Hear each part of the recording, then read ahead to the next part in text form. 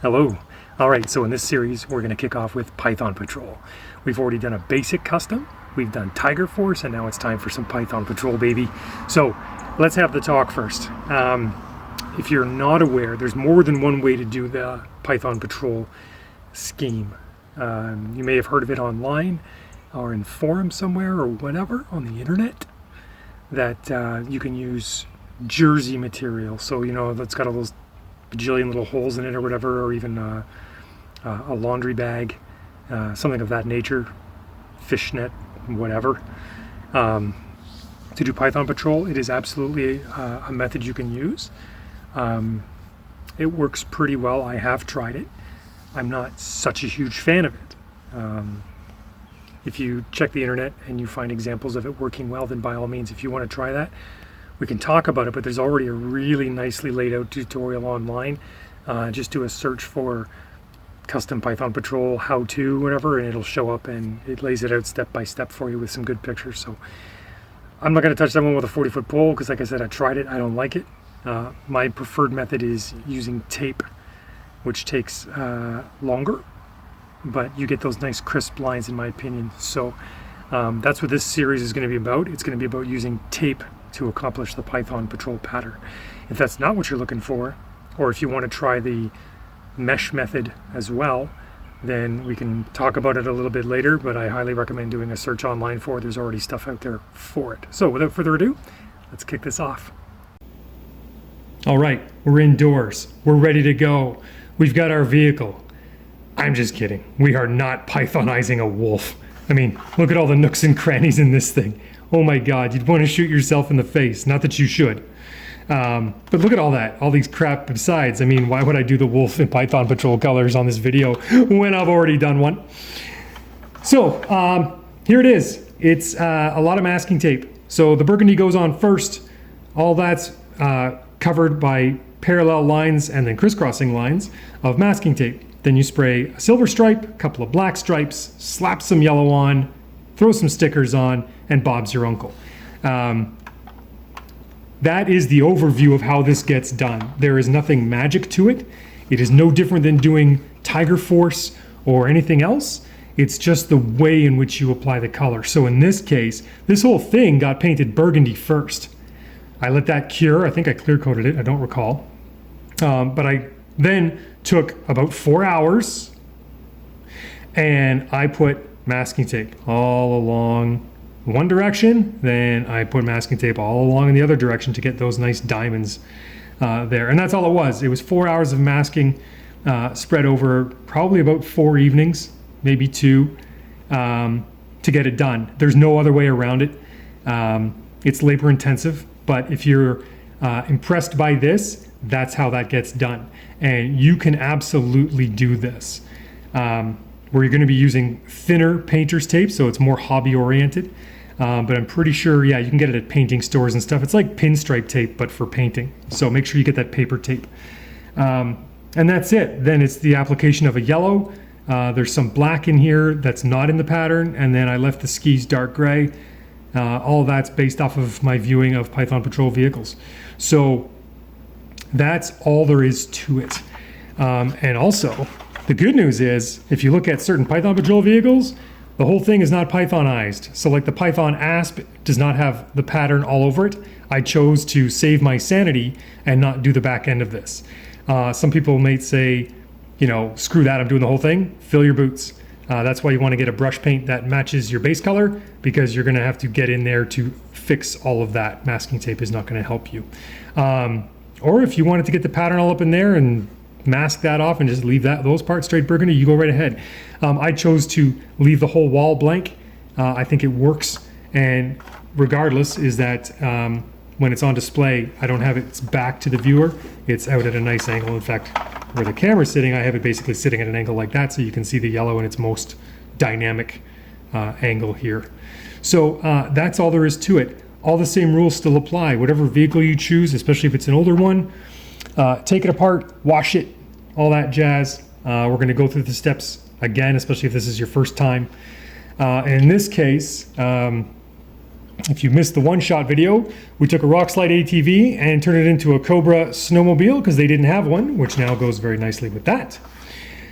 And because Rockslide, we are going to take another one and turn that into Python Patrol. So this is the vehicle I'm going to do. It may seem a little small, but I promise you, with all the curves and compound shapes in here, it's going to be a pain in the butt. But I think it's going to look amazing when it's done. The Rockslide, if you didn't look at the one-shot video where I painted it up in Cobra colors, I didn't like this vehicle. I mean, I got it because it was G.I. Joe, which sounds bad, but it's blue. Why is it blue? It's blue and gray. This looks like a home renovator went in and made everything neutral so they could flip a house. It's so boring that it's obnoxious. By making it that nice snow white with the red stickers on there and everything, we've totally popped it for the vehicle. So we're going to do the same with this. I've taken it apart before now, so I'm familiar with it. The good thing, or the thing to note about modern vehicles, which is anything like 2007 and later basically, is they're a mix of snap parts and screws. So take a look at your vehicle first and look for the screws, get rid of those, and then you can further disassemble the vehicle. So I'm going to take this thing apart, and we'll talk about the next phase in the process. I mean, look at the stickers. Come on. Where's the red, white, and blue G.I. Joe? Where's the star or the maple leaf sticker? Like, what is that? What is that? Anyway, so get your vehicle ready, and we'll carry on for the next phase. And there it is, all taken apart. Now, if you're doing a vintage vehicle, we need to wash it. I've already gone ahead and started with the snowmobile here, the Rockslide. This is just a basic color blocking. I've got the burgundy-ish color there. This light gray is acting as the silver, and the black is the black. The one problem with this vehicle is that these skis here with the spring-loaded rocket launcher and stuff on them have a lot of greebly detail, so a lot of lumps and bumps and stuff. So I kind of want to make them solid. And I'm just debating right now which color I should do it. I think black seems like the way to go right off the bat, but it almost seems too harsh. And I could go with a gray, because if you look at the Conquest X30, it has gray missiles on it. And I'm just messing with the thickness of my lines here. During this phase, remember, it doesn't have to be an exact cover. Like, you're not trying to stay inside the lines. You don't get bonus points for being super neat and tidy. It's just to block the color on to see how it looks with the design. So even now, like, I'm being a little bit more particular than I need to be, but it is what it is. And that over there was the other ski. Yeah, so to do this phase, just do a search for an image of your vehicle. It could be somebody did maybe a drawing of it. This is actually a photograph of the toy itself. So, whatever works. Like I said, it doesn't have to be super duper fancy, just to get the idea across here. And we're checking for color balance. The pattern here, as you can see, is pretty messy, but we're okay with that. We get the idea. I know what it's supposed to look like on there. So the gray's not bad. I think it would be actually a little bit darker than that. But almost like that. Maybe like that. Yeah, either way, it's close enough. So the gray's a possibility, but because these are so bulky, it's really hard to tell. And if I just did them the maroon color, let's see what that looks like. It might be too much maroon. Either way, the problem with this shape, and you may find this on your vehicle as well, is that certain parts may just be too big to leave unpatterned. And I'm starting to get the sinking feeling I may have to bite the bullet. I know this doesn't match this color, it's fine. I may have to bite the bullet here, because any way you slice it, any color you put excuse me, any color you put on here, if you look, it's just too much solid color. The one last thing we haven't tried yet is going absolutely bold. I don't remember if I tried this or not. Maybe I did. And I could mask this off. But what I try to do with my customs is keep each piece, like each sub-assembly, one color. I don't always have to, but I'm trying to stay in line with that Hasbro aesthetic. So for example, I could do the upper part of the skis yellow and the skids themselves, do those dark gray or something. Let's see what those look like black. And that's not bad. I try to avoid yellow and black together on these. Depending on the ratio of color, it's a little bumblebee-ish. But for right now, we know that the treads are going to be black, and that looks good for now. Who knows? I'll probably change my mind later.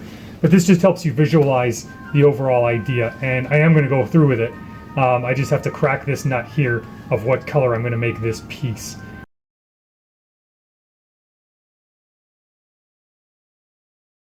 Hello, and here we are at the, we've gone to the priming phase. Smooth light coats if you haven't seen any of these other tutorials before. So now we're on to the laying down of the base color. So in this case, I'll be using, to start with anyway, Krylon Color Master Burgundy to see how that sits on the plastic. I've used it in the past and been happy with it, but we'll give it a whirl and see if it does what we want it to do. So make sure you're using a nice warm spray can to do your spray paint with.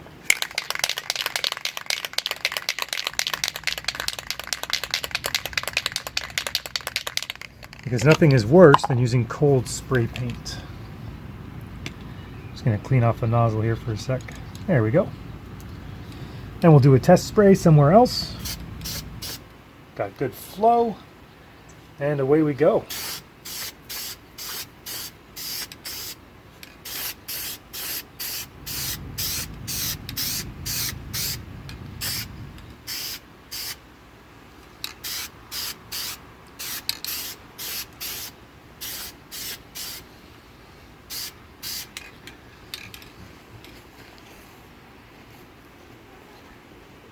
Not necessarily trying to cover the whole thing in one go, but this does provide good coverage.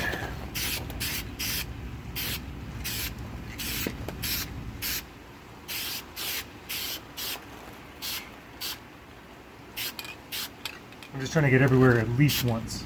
The aim is not to finish it all in the first shot, but we don't want to waste time either. So there we go. Now we'll just let that set and do its thing, and then we'll bring it inside. So the thing to remember with this is that you are this will be your base coat. So this is everything that this is the color that the tape will go on to preserve and help create the Python pattern.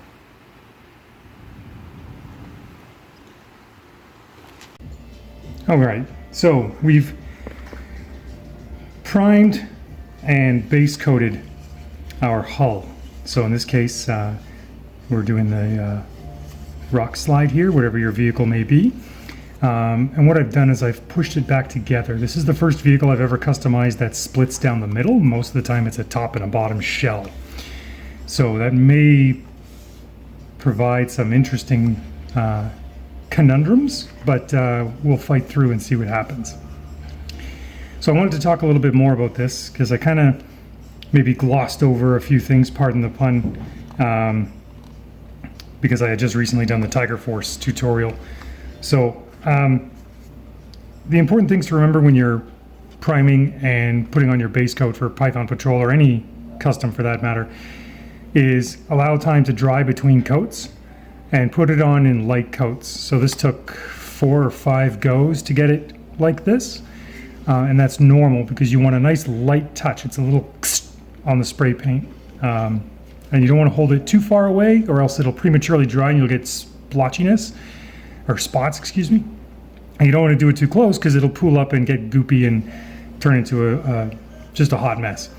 So you got to find that sweet spot. So anytime, if you're doing this for the first time, I go over this in the basic tutorial when we did the Polar Battle Bear, but before you spray any paint on any plastic, always spray it on the cardboard or your protective surface first. And in case this is your first video series with me, this is all going to be done with a bare minimum of tools. So having said that, we'll carry on here. And I know I'm saying a lot, but it's just my brain trying to catch up with my mouth. So by putting this back together, you remember from the visualization, the conceptualization phase, that I was messing around with the color of the skids. I have a dark primer here, a dark gray primer, which I tried as one of my colors. So regardless of what I was going to do, I needed to prime it anyway. So with it primed in this color, I'm going to do what's called mocking it up. If you're not familiar with any of those kinds of terms, no problem. All this means is I'm loosely sitting things together to see how it would look overall. In my conceptualization, the work I did on the computer there, I have a minimum of yellow on this design. Python Patrol and any sub-team for G.I. Joe and Cobra really has a certain set of colors, but they're not always there in equal measure. So there's not as much yellow on the Conquest as there is on the Asp, and so on and so forth. And that gives us some artistic freedom and some grace, let's be honest, that we can mess around with. So when I disassembled everything, I started moving everything off into groups of what color I was going to paint it. So before I get down that rabbit hole, let's just take a look at the toy here to see how that looks. Now, I'm a fan of that. I quite like that dark gray, because once these treads become black, black's a very strong color, and that's going to really weigh it down. So I think that the relative lightness of that gray and that color of gray works very well. And I misspoke earlier. I called them missiles on the Conquest X30, and everybody I know is going to be like, oh my God, I can't believe you made that mistake. They're fuel tanks. So before anybody says, hey, those are actually fuel tanks, they're fuel tanks. So they're roughly that color. So it is in the Python Patrol palette of colors. So it's highly recommended. This primer was a dark gray version of that auto primer I showed you in the Tiger Force one. I'll show you the can later when we go back outside. So I'm happy with that. The burgundy color here is the one I used in the past, and I was very pleased with it. I also clear coated it using this product, which is Krylon Fusion all-in-one transparent matte. And it's for plastic, and it dries very quickly, which is nice. If you're shopping for clear coats, the cap is usually an indicator of the sheen of it. So you can see there's just the slightest sheen, which makes it a matte coat. And we talked about in the basic tutorial the difference between flat, matte, satin, semi-gloss, gloss, and aqua gloss. So if you didn't watch that, shame on you. But certainly head back and check that out, because there's some good discussion covering the basics. And while I'll go through this step by step, I don't want to have to cover every single step every single time. If you want me to, then just leave a comment below and I will, but I figure it saves some time here. And again, everything that we're going to use, including the tape to make the Python pattern, is readily available at paint stores and stuff like that. This is all basic tools. I'm not going to get in it. We'll get in later series, we'll talk about complex stuff, but for now we're good to go here. So I'm happy with the mock-up. I'm going to leave those gray, because once I think about it, and you couldn't see it in the drawing for the conceptualization phase, but I'm going to make these forward pew-pews here yellow. And once I make the missiles yellow, that'll be a nice little pop of color, and I think we'll be off to the races, and the yellow will look very nice with that gray. So we're done with the mocking for now, the mock-up, so we're satisfied. I would recommend that if you're going to mock your pieces back together just to see how the colors work, don't reassemble the vehicle, because with any custom, once you start putting paint on it, if you start over-handling it, you're going to, I mean, aside from the fact you're going to have to do touch-ups anyway, you're going to create more damage than you need to. So I didn't pop the whole assembly back together like I can.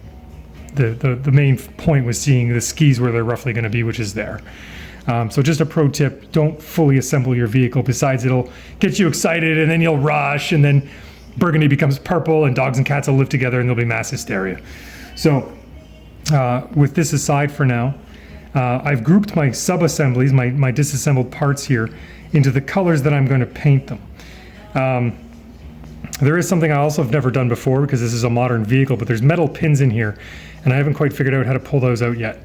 So if I can't, I will just be either masking those off to keep them that metal color, and spraying the rest, or I'll just spray it all and throw my cares to the wind.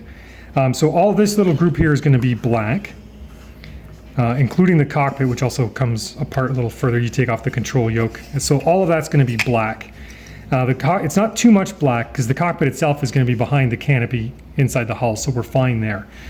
If you're super worried about paint transfer on your figures, because if you put a vintage figure in your Python Patrol vehicle, then the choice is yours if you leave it this light gray. Honestly, unless you're in somewhere super humid or you don't let your paint cure properly or you don't clear coat, that's what's going to make it transfer paint. Just by sitting a figure inside something, I won't promise you that it'll be fine. That's up for you to decide because they're your toys, collectibles.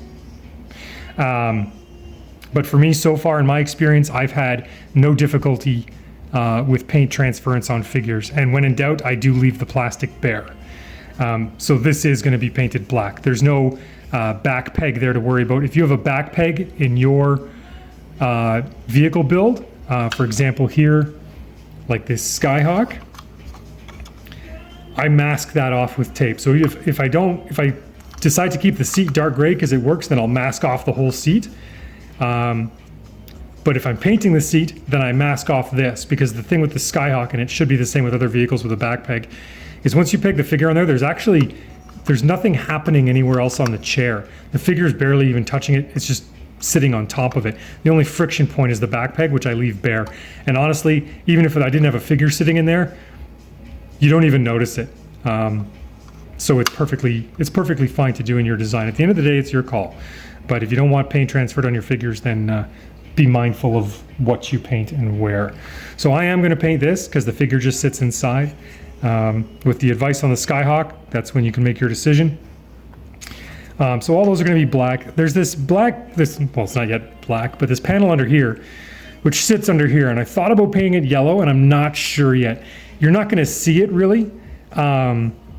And yellow is a bit of a pain in the butt, like a lot of other colors, like white, for example, to paint. So I might just paint this black and leave it on the bottom. I think the missiles and the pew-pews will be good enough yellow for this build in particular, but that's a decision you'll have to make. If you recall, on the Wolf, I have the yellow mortar launcher, yellow ski missiles, and yellow gun, because in that design, that's what worked. But for this, it's going to be just a little bit of yellow, which is fantastic because it is a pain to paint. So those will get primed white. I have to source another set of whatever I was going to do there. Yeah, the spring-loaded launchers here in the skis, that's what it was. I have to source another pair of those. I should have some in a plastic bag somewhere, but I'm not sure. But either way, what I'll do is I'll probably take them from the Cobra Sidewinder custom that I did and get those painted so you can see the finished product on this, because I can just find another pair of unpainted later. All that to say is, what I want you to do next is we're going to leave this for a couple of days just to let everything settle. Could it be good enough to start now? Maybe. Am I going to risk it? No, because there's no rush. I'm excited about this. If you've never seen my level of excitement, go watch the Cobra Sidewinder video, because I can get pretty excited about this, and we don't want to rush. And what will kill this is the masking tape lifting paint. It's painter's tape, and it shouldn't, but we want to minimize risk. And like I've said before, touch-ups will have to be done when we're done. It's unavoidable. So when you go in with that mindset, you'll be much more relaxed and calm about what's about to happen next. So before we start taping this, we're going to let it sit. In the meantime, because I know we all like to be busybodies, we are going to prime this stuff. So, and paint it whatever color it's going to be. And what that does is it takes this away from your attention, and you can focus on all the different sub-assemblies. So if you've got missiles, mortars, panels you want to select and paint different colors, get all that out of the way, and work on that now, so that way your burgundy base coat has time to cure. And I promise you that will pay dividends later. So I'm going to prep this for priming, and the only real prep I have to do is tape off this wheel here. And all I'm going to do is cut some masking tape to shape. This whole assembly should come apart. I'm not concerned about that. It has a feature here where the skids can do some kind of weird drop down thing. I don't know why you'd want to do that, so I'm not going to take it apart. and potentially break it, because it's got long locating pins, because it's just going to sit flat with me. But if you need to take apart your sub-assemblies, then do so with care. But I'm just going to tape this wheel off, and the trick to doing that is you just place, once you've cut tape thin enough, or you have tape thin enough, and you place it on the wheel, just roll the wheel, and it'll pull the tape inside and wrap it all the way around, and you'll be good to go. If you want to be a super stickler and cover the sides, I would recommend just taking the tiniest piece of tape and fishing it into the side there, and covering that as well. If you don't do that, you can actually scrape the paint away with a toothpick afterwards, and we'll do that when we come down to it. So let's call this the first video, because we've actually gone further than I did on my first tutorial for Tiger Force and the other versions. So paint your sub-assemblies, get them all ready to go, and then the next video will be on starting the masking process for the Python pattern itself. So thanks for watching. Like and subscribe, and when you're doing this, I've said it once, I've said it twice, so I'll say it 1,000,000 times, have fun!